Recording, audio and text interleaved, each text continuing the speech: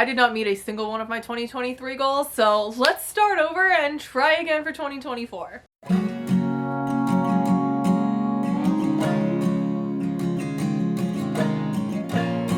Hey y'all, it is time to talk about my goals for 2024, specifically related to reading and all of the books that I want to read and all the things that I want to do around reading. And I am very excited. I hesitated to make this video because I know I'm probably going to get a lot of people in the comments yelling at me, and like, that's fine.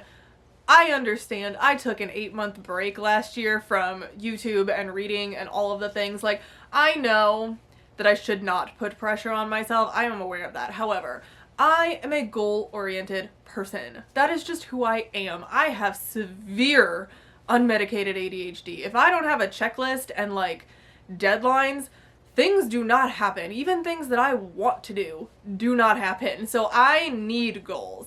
Do I have a tendency to make those goals way higher than they should be? Yes. But I'm okay with that. If I tell myself I only have to read 50 books this year, I'm only gonna read 50. I need to push myself. Like, that's the whole thing, is I need to have an end goal and I need it to be a little bit higher because I need a challenge or it's not interesting to me. That's just who I am. So that being said, I have 7 goals that I want to share with y'all today, all related to reading and kind of like a vast array of different types of goals. I tried really hard to make them challenging but not impossible, so we'll see how this goes. Goal number 1, as always, is my Goodreads goal, and I am setting this to 150 books for the 3rd year in a row. I have not yet made this goal. I have not achieved this. And I know I'm going to get people saying, Sam, you should lower it. Like, that's a lot. You are going to stress yourself out. That's the whole point, and I'm okay with that. So my reading goal for the number of books will be 150.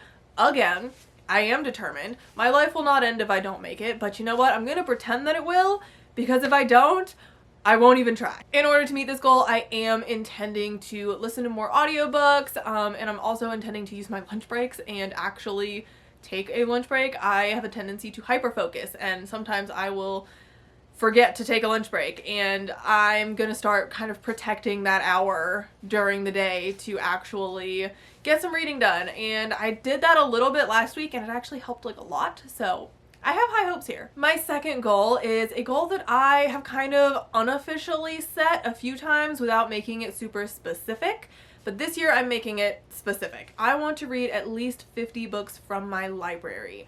Y'all, I literally work there. It may be my second part-time job, but I legitimately work at a library. I need to start using it. I am counting Libby for this, obviously, which is where I get the majority of my audiobooks. So that will help. I don't think I've come anywhere close to 50 library books in a year. I think this one might be my most challenging goal, mostly because a lot of the books that I want to read, I have to put on hold. I have to wait for them, and then by the time when I get them off hold, I'm not always in the mood to read it at that moment. So that might take some self-discipline.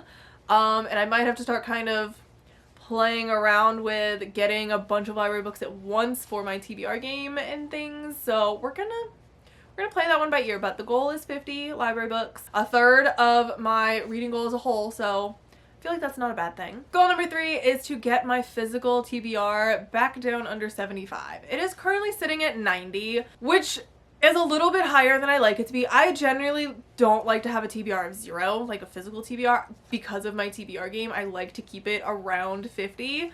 But since I've got such a big library goal, and I know there's a few books that I'm gonna have to buy throughout the year because they're the next book in a series that I'm reading, I don't want to stress myself out too much. So if I can get it under 75, I'll be happy. Again, I don't want it to be 0. So under 75 I feel like is a good number for me. And we're not that far off. We're sitting at 90. That's only 15 books. That's not bad. Granted, I'm going to be buying books, so like, that number could go up before it goes down. We'll see. We'll see. My next goal is to track the books that I am buying. I have been horrendous at doing this. I don't track it at all. I could not tell you how much money I have spent on books in the last year, 2 years, 3 years. I have no idea because I don't track it at all. So that's a goal. I would like to start tracking both how much money I'm spending on books and also how many books I'm thrifting and whether I'm reading the books that I thrift, because a trend that I'm thinking might be happening is a lot of the books that I thrift, I either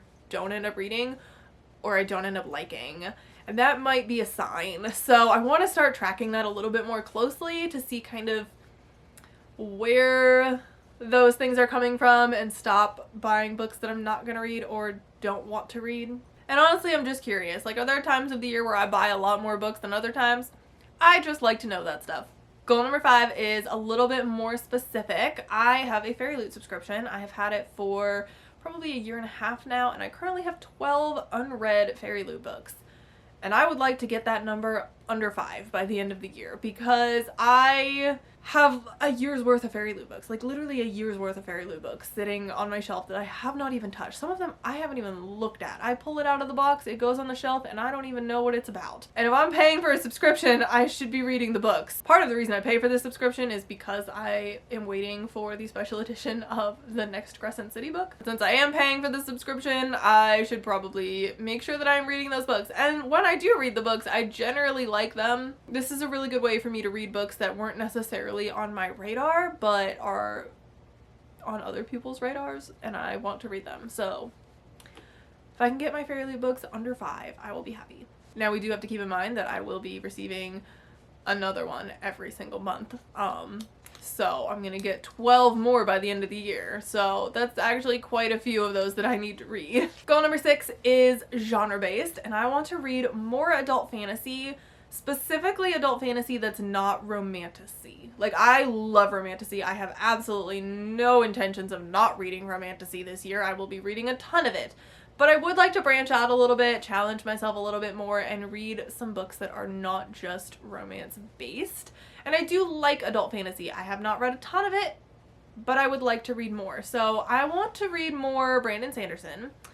I'd also like to try Robin Hobb. I bought Assassin's Apprentice last year and I haven't read it yet, but I do want to read it this year.